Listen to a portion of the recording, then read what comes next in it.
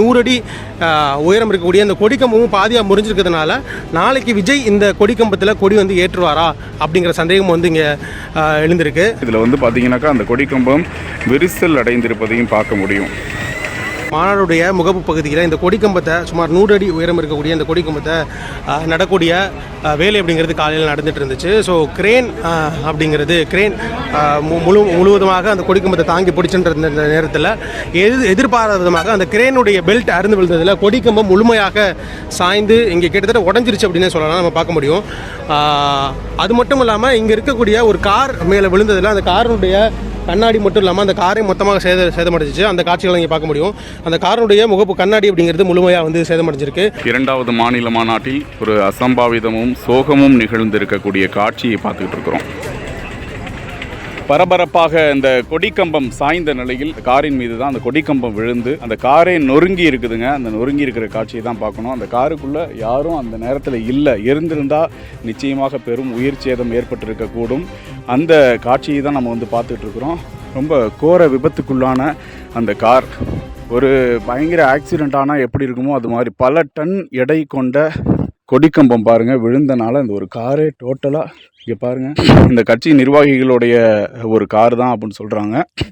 அந்த இதுக்கு வந்து உரிய இழப்பீடு வந்து டிவிகே தரப்பிலிருந்து வழங்கப்படும் அப்படின்னு முதற்கட்ட தகவலை வந்து தெரிவிச்சிருக்கிறாங்க. இன்று இந்த கொடிக்கம்பம் அப்படிங்கிறது முறிந்து விழுந்த காட்சி அப்படிங்கிறத நம்ம பார்த்துருப்போம். இந்த கொடிக்கம்பத்தை அகற்றக்கூடிய பணி அப்படிங்கிறது இப்போ நடந்துட்டு இருக்கு. எதிர்பாராத விதமாக கிரெயினில் இருக்கக்கூடிய அந்த பெல்ட் வந்து அறுந்து விழுந்ததுனாலையும் இந்த புறம் நின்றுருக்கக்கூடிய ஒரு இனோவா கார் மேலே முழுமையாக விழுந்ததில் பயங்கர சேதாரமும் நடந்திருக்கு. அது மட்டும் இல்லாமல் அந்த கொடிக்கம்பமே நேராக இருக்கக்கூடிய கொடிக்கம்பம் வளைஞ்சிருக்கக்கூடிய காட்சி நம்மளால் பார்க்க முடியும்.